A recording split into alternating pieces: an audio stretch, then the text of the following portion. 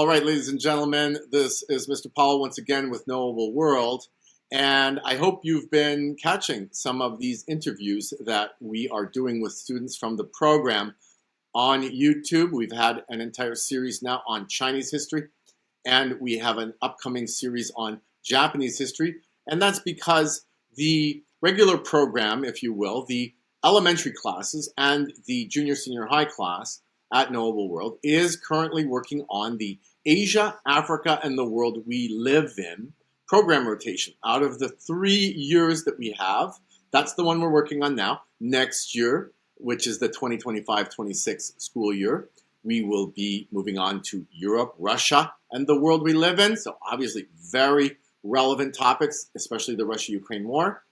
And then, of course, we spend a good year on America and the world we live in. And that's how we cycle through in the present-centric Knowable World curriculum. In other words, we do not do a classical rotation of ancient, medieval, and modern. That is obsolete, and you'll find out why once you get involved in the program, because present centrism is all about the idea that history is not merely the study of the past. When you settle for that, you're settling for information that is not relevant and which you cannot objectively justify to your learners, and which is why most people have no interest in history. And as soon as they can and escape from whatever high school or freshman college class where they have to take a history class, they never do it again. And they know nothing, and they know that they know nothing, and it's a very unpleasant outcome in this educational space that we currently are stuck with. But in Knowable World, we don't settle for that.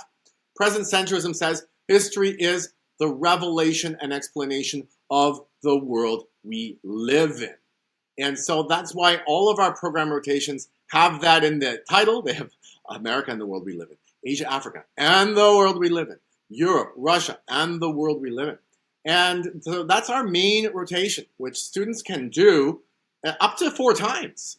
3 times is fine and quite optimal. But then what happens?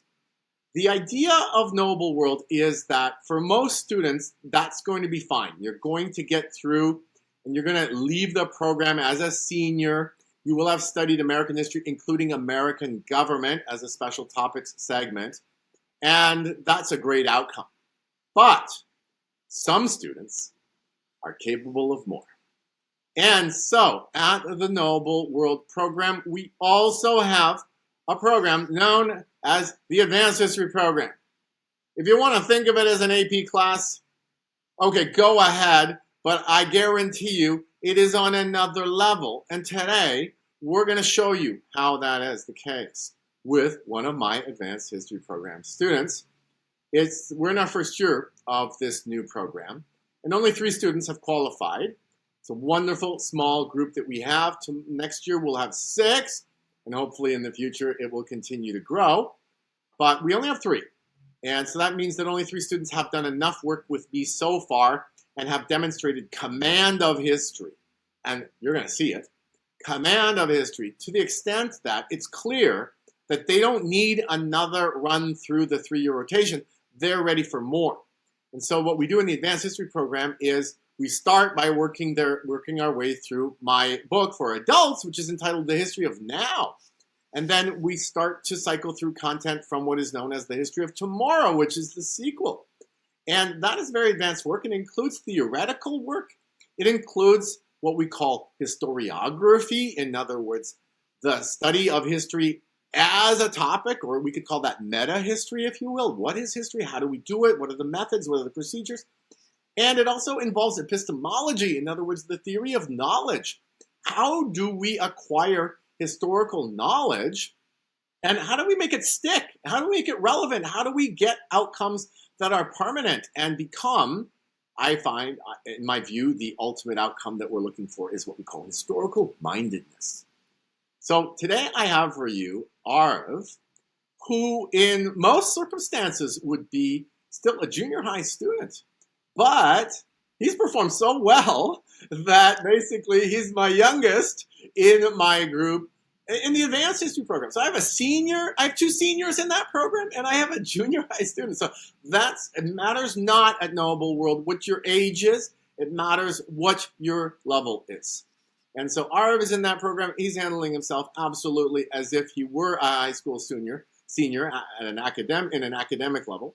And so today, Aariv and I are going to talk about the history of American foreign policy for you. This is a theme that we've studied extensively. And so now Aariv and I are going to talk about that and give you some insight into why are we in the situation that we are in today, including all the various crises, and what does it all mean? And this is what Knowable World students can do. This is your takeaway, folks. Other students can't do this. No AP student can do this. Other students can't do this. So I'm extremely proud, and I'm happy to present to you Aariv from the Advanced History program. Okay, Aariv, so let's get started here on the history of American foreign policy. Let's begin with, of course, what is America to the world today? What is it that we are trying to understand when we study America as a part of the world? So America in the modern world is primarily the culture that holds primacy, and its greatest role as the culture that holds primacy is as the world police power, which means that it polices the world but also does in the politics and culture of the other world to make sure that it keeps its primacy. One of the greatest examples of this is the Russia-Ukraine war, which was partially caused by America. Okay. And one of the most modern artifacts of American history is the War on Terror from 2001 to 21, and even though it is over, there are still knockback effects such as the fact that Israel is now fighting Hamas and also Iran, and America now has to deal with some of the problems that it failed to stop in the past because it did lose the War on Terror. Okay. So we've got the world police power, and we have specifically anti-terrorism. We also have, of course, the threat of Russia and that perceived threat, and in some cases, real threat of Russia, and the way that America is handling that. And give us also just maybe a little bit more of a survey of the crucial topics these days. In other words, what else is out there on the geopolitical scene, if you will? What else is America all concerned with and trying to deal with? I think the other major problem is that China is threatening to invade Taiwan, and that's definitely something that Donald Trump is probably going to try and stop. And so that's another one of the major conflicts that America kind of has on its hands as the world police power in the modern world. Yeah, I think you're right. I think those would be the top three. The Russia-Ukraine scenario, the Israel and Iran/Hamas Islamist kind of axis, and then the China-Taiwan issue. Although there are others, right? We've got Korea. That's been going on now for well over 70 years. And there are other smaller issues for sure. And so the United States is the world police power. Okay. Was that always the case? No, clearly not. And so, what do Americans think of this? What is the current state of the culture when it comes to this issue of policing the world?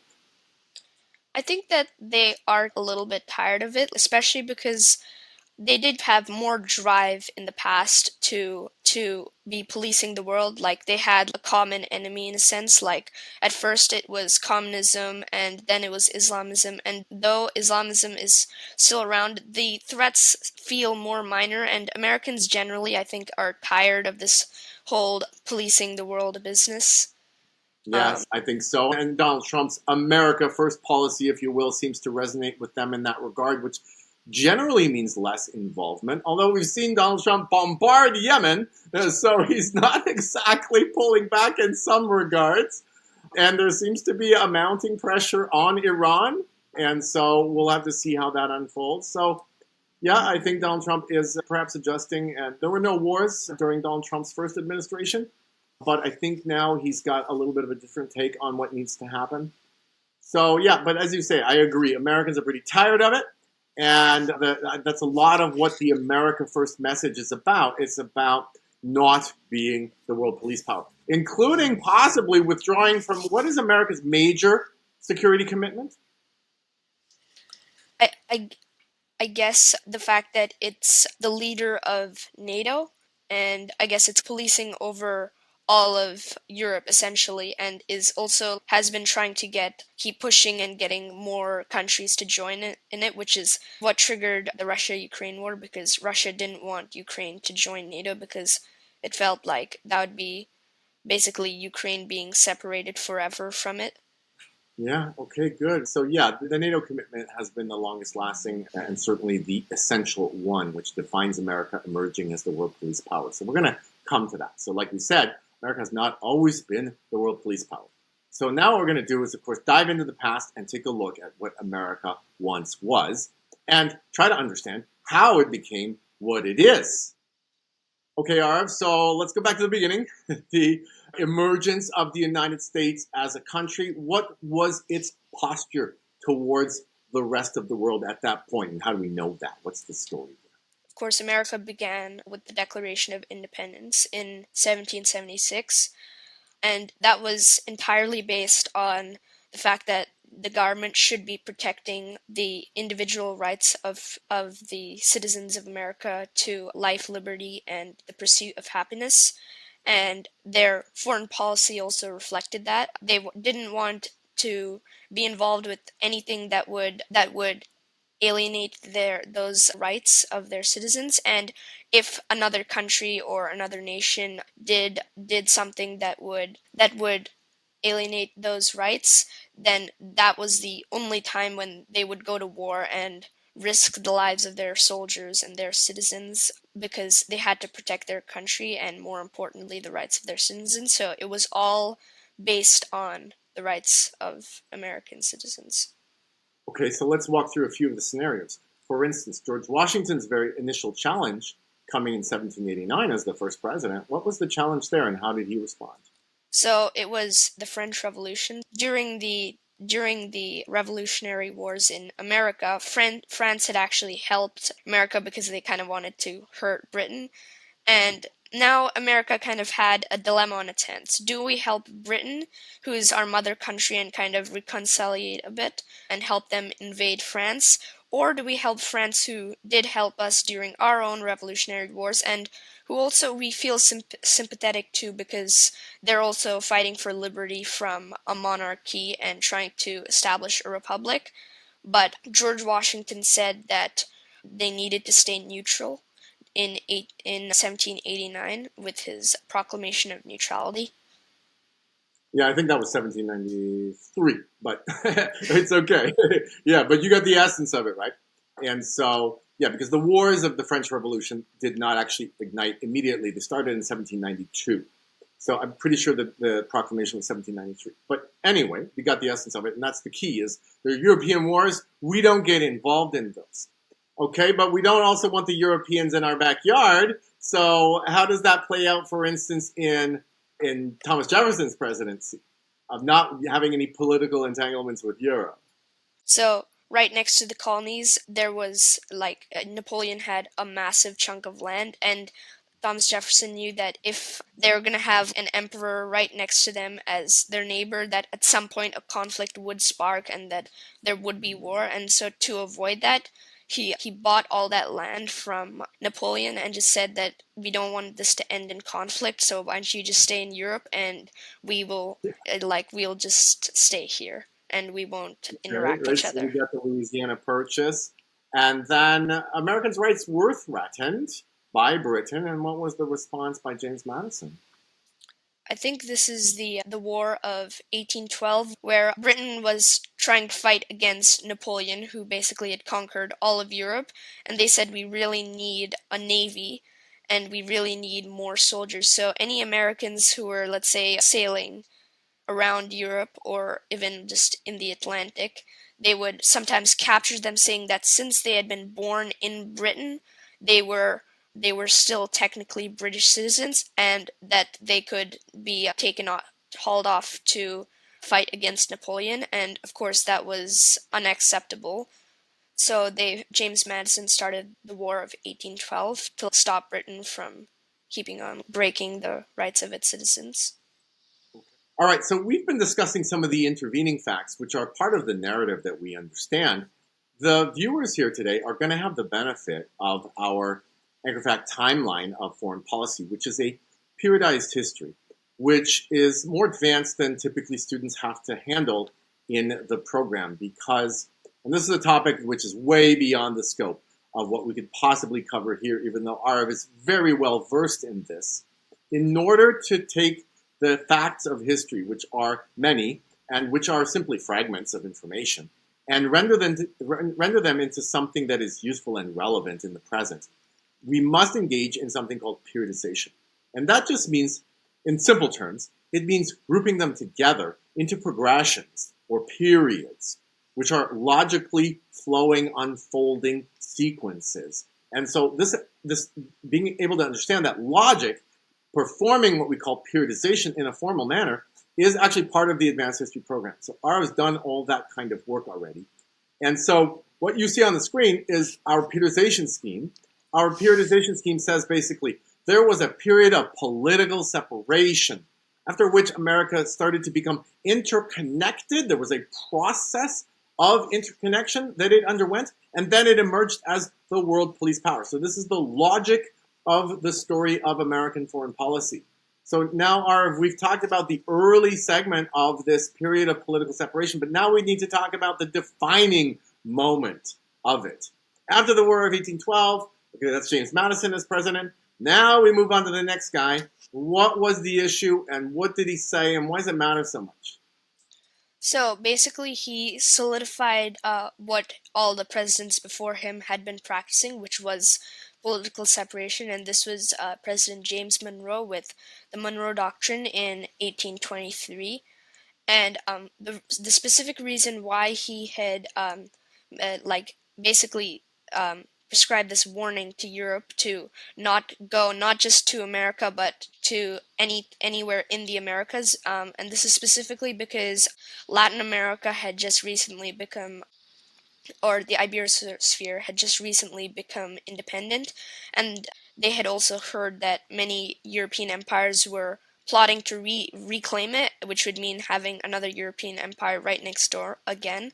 So they basically established a giant keep out sign, and that was why he gave the Monroe Doctrine to the European empires, and it really like solidified what all the other presidents had been saying in the past. Yeah, and really enunciated in a principled fashion that what America wanted was political separation. That terminology is not widely used. There's a much more dubious concept known as isolationism, which we definitely do not use, and there's no reason for that term because that term implies the idea that isolation is a contextless absolute, and America has never practiced a policy of isolation, not literally ever. So that is really actually in fact an anti-concept, isolationism. It doesn't help us, it impedes our understanding. Political separation, as you said, is based on the idea that the role of the government is to protect the rights of Americans. If that requires a war, like War of 1812, fine. If that requires another war, like the Barbary Wars against the Islamic states in northern Africa, fine. So Americans went to war repeatedly, but for the right reasons. But if there's a European war between France and Britain, well, then we got no business. And if the Europeans want to invade our neighbors, let's say Mexico or something like that, then we're warning them off because we don't want them recolonizing and bringing back their monarchical systems and systems of statism to the Americas because we know that's a threat that's politically incompatible with America's values. So that was the basic idea of the Monroe Doctrine. And it lasted for a long time and was very successful. America thrived under the Monroe Doctrine. So when does it start to recede? That was the Spanish American War of 1898. So Spain was basically reclaiming Cuba, which was basically the last little scrap of its empire, which, as we previously know, the Iberosphere had escaped from, and basically they were desperately trying to hold on to like that last little scrap of their empire for dear life, and America intervened in the war, but not for because it was really a threat to them, but because, for one thing, they felt sorry for the Cubans, and also they did have kind of an excuse that one of their ships had just blown up while it was sailing near Cuba, even though we still don't really know why it exploded. But they used it as an excuse to get into the war, and unfortunately, it was also a really, really, really easy war for them to win because by that time America was already really powerful. So they easily defeated Spain, and that kind of lured them into thinking that like war is something that's easy and that'll always end in like easy victory, and that would definitely come back to haunt them. Okay, so as you say, it was rather seductive in a way. The Americans came to view war as a facile exercise and came to be, there's an element of hubris emerging there. And so then when World War One comes along, as more than most, right? Then, okay, no, we shouldn't get involved because we have these principles that state that we don't do that sort of thing. But talk us through the Woodrow Wilson episode. Yeah, so at first Woodrow Wilson said that this war had nothing to do with us, but and he was reelected with under the slogan "He kept us out of war." So the people thought that yay, he's gonna keep us out of war, and this is what we want. But then he just completely went back on basically what he was promising to the American people, which was to keep them out of war, and said that the world must be made safe for democracy. And under those terms, he decided to join the war, which is basically the complete repudiation of American political separation. So we can make an excuse for the Spanish American War as in it's right next door, and there are a variety of reasons that would say, all right, that's not a complete repudiation of the Monroe Doctrine. Maybe, which I think is false, but nonetheless, maybe you could make the case that it's all about an American sphere of influence, yada yada. But no, the rights of Americans are not under threat. There was no legitimate reason to intervene in the Spanish American War. But nonetheless, it's certainly arguable. With regard to World War One, it's not arguable because basically you have Franz Ferdinand assassinated. You've got empires at each other's throats. There's no good guys here. And make the world safe for democracy. That this is really just icing. This is just trying to create an image of virtue and say, yeah, we are on an altruistic crusade in order to do good. But the outcome is terrible. And what did Americans think of it? Yeah, so the outcome was obviously really bad, and now it really suddenly hit them that this is what war is. It's not that previous easiness, it's this that, like, whenever you go to war, you lose, like, a good 100,000 lives, especially if it's, like, a big war involving multiple empires. And they wanted to, they're like, oh my gosh, we've made big mistakes, we never should have gotten into this, and they asked for a return to normalcy, which was the slogan of President Warden Harding in 1920. And they also stayed out of the League of Nations, which was also in 1920, which was basically like a group of European nations that were dismantling the German Empire to try and supposedly stop another world war from happening, although it did fail.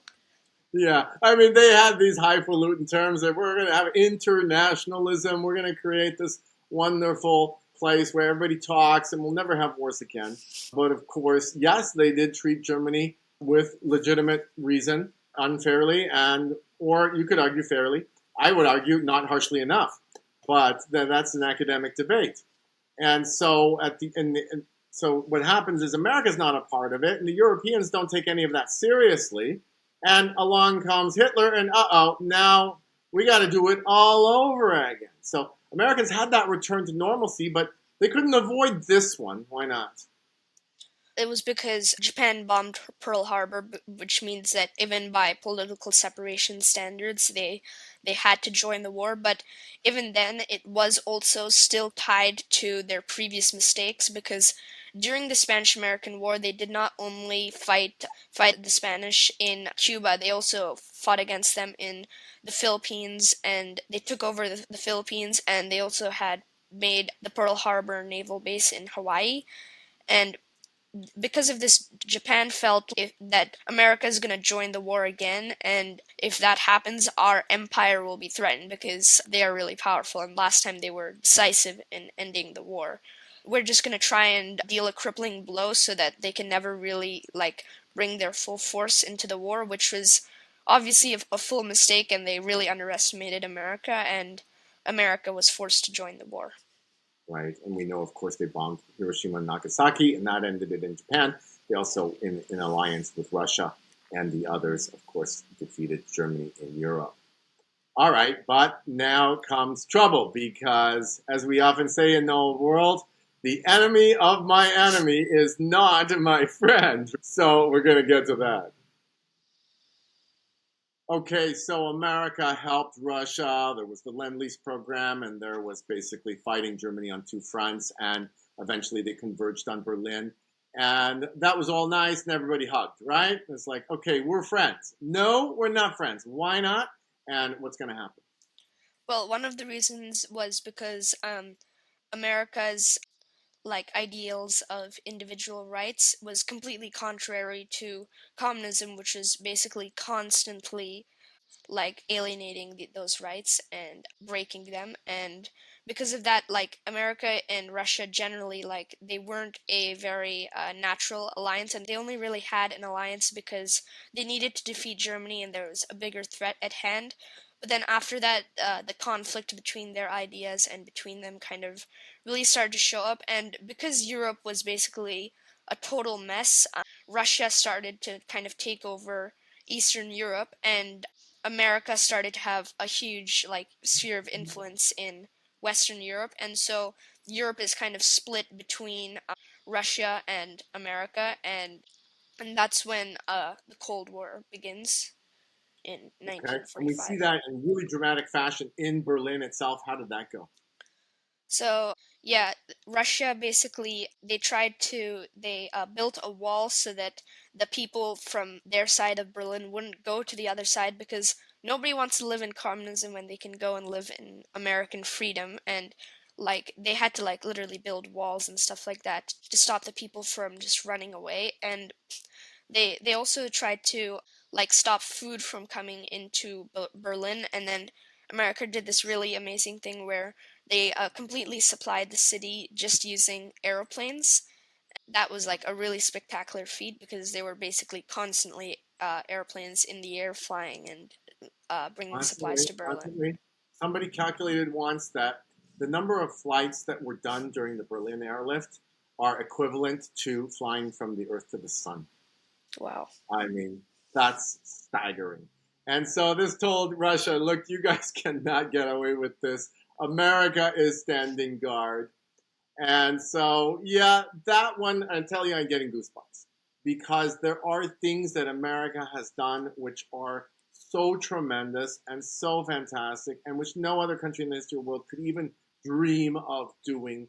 So it fills you with a certain sense of pride and joy when you see those things. But there's a cost. And the Cold War is a very dubious conflict in many regards. That's out of scope for even this interview. I mean, you and I could sit here and have a really interesting talk about it, but most of our listeners couldn't keep up with you. So we're not going to try. We're just going to say, okay, we need to go through the intervening chapter and say what were the outcomes and consequences of the Cold War.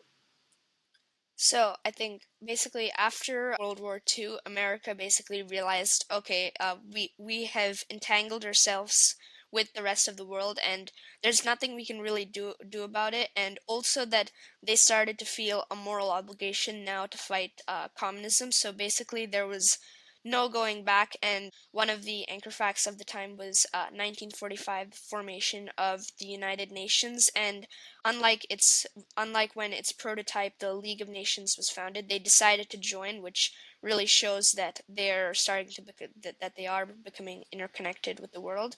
And also the Truman Doctrine of 1947, which is basically solidified what Wilson had already said, but especially anti-communist. So not just safe for democracy, but from communism. Yeah, okay. And so basically that goes on until when? Luckily, it never turned into a hot war. That's why we call Yeah. it the Cold War. How long did it go? It lasted all the way until 1991, when basically Russian communism was in such like Russia was in such a bad state because of communism that it just completely collapsed, and it realized it can't compete against the freedom that America has. And Okay. And so the threat of communism goes away. Some people at the time were talking about the end of history. Yeah, no, we're not going to get that. We're not going to the end of conflict, right? So we do have a weird kind of intervening period where it's not clear what's going to happen. We're going to end today by talking about, of course, the war on terror and circle back to the latest. Okay, so despite a number of minor conflicts after the collapse of the Soviet Union in 1991, it really did appear like there wasn't going to be any dominant theme when it comes to foreign policy. But walk us through a little bit of the Middle Eastern entanglement, which of course is an offshoot of the Cold War. And how did that lead us to the War on Terror, the latest and debacle of American foreign policy? yeah, so it's once you become entangled, it's like the dominoes just keep falling. So when they were trying to fight against Russian communism, they had numerous entanglements with the Middle East. So they incited a coup in Iran because they thought they were starting to turn communist. They even trained jihadists in Afghanistan because they wanted them to fight against Russia, which was trying to take over Afghanistan. But those are the very same terrorists which later staged 9/11. And after this is like the Islamic world had a lot of resentment America for basically intervening in all of its politics, and especially I think in Iran, like really like basically they imprisoned a charismatic leader of the people, and because of that they really needed like they wanted to fight back, and America basically triggered the rise of Islamism in the Middle East during the Cold War, and that kind of brewed there until it finally like came back to light in during the attacks of 9/11, and then America felt like once again that the things they'd done in the past are coming back to haunt them. Yeah, and apparently didn't learn the lesson at all because war on terror is a sad excuse for a foreign policy. Because why is terrorism not the proper goal? It's not really like about terrorism, because terrorism is just like a tactic in war. It's not about that. It's about Islamism and that culture that they should be fighting against, and not against terrorism.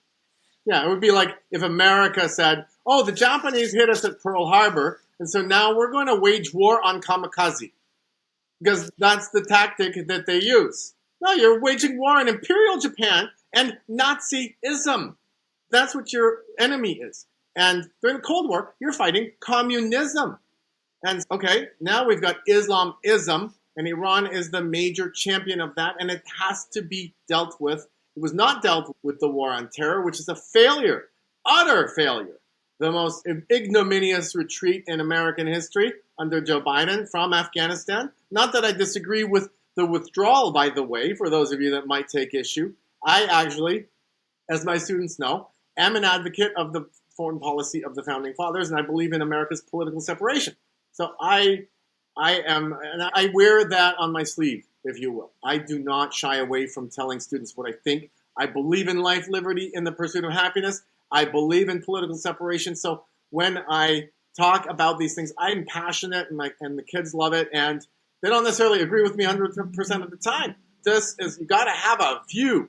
History is not a stale and sterile subject. It's just the study of the past. No, it matters deeply. And America has failed in the war on terror, which was why there's more Islamism today than there was before. So the problems are worse. And as Aariv mentioned at the beginning, Israel now has to do all the heavy lifting with dealing with Hamas and Hezbollah and others, and even directly confronting Iran. And so this has not been resolved. And so, what is the future of American foreign policy, Aariv? What do you think? How are these things? What do you think is going to unfold here? I know I'm asking a lot, but I trust you to be able to say something. I don't know. So America has multiple paths. So either it could continue being the world police power, which I don't think is very likely, especially since Donald Trump has been elected and with his like America First policy, and because generally the American people don't seem to be very happy with it. And I guess America could also just stop being the world police power entirely, although I don't really know how that would unfold. But I think definitely, at least until the Russia Ukraine war, the whole mess in the Middle East, and maybe if China invades Taiwan, that conflict as well have been resolved. I don't think Trump will pull America out of this job. I think he's gonna like Yeah. make it like he's gonna finish it off, and then maybe we'll see some kind of a transition into more like, I don't know, something that's more similar to political separation or just generally just staying out of it.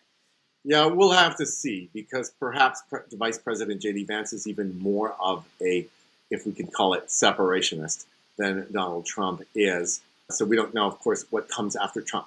And the Democrats typically have been globalists and interventionists of late.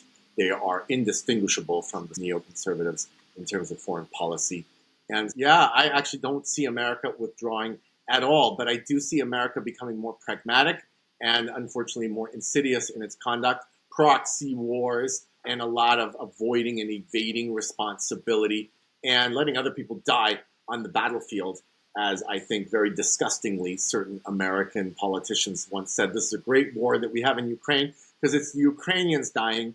And I felt like this is a despicable sentiment, and I'm really ashamed that Americans would think that way. And so this is part of the reason why Americans are going through a crisis in terms of how do we relate to the world. And so thank you, Aariv, for walking us through this. We are now back where we are, and we can see how we got here through this history. And folks, you saw it. You saw it, okay? I have this young gentleman here, and he is so articulate, and foreign policy just flows out of him like it's basically internalized and automatized.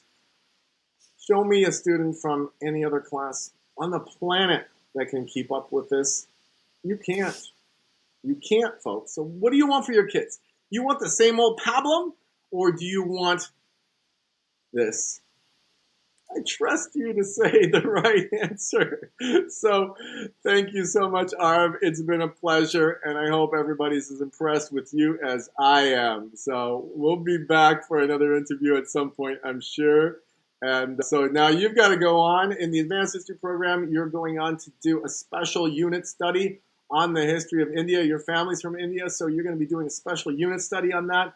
That's also what we do. We see some advanced histories of certain other cultural blocks in order to understand them and their contribution to the world. So yeah, we'll have more from the Advanced History program for you folks so you can see what it's all about. Thank you, Aariv, and bye for now. Thank you. Bye.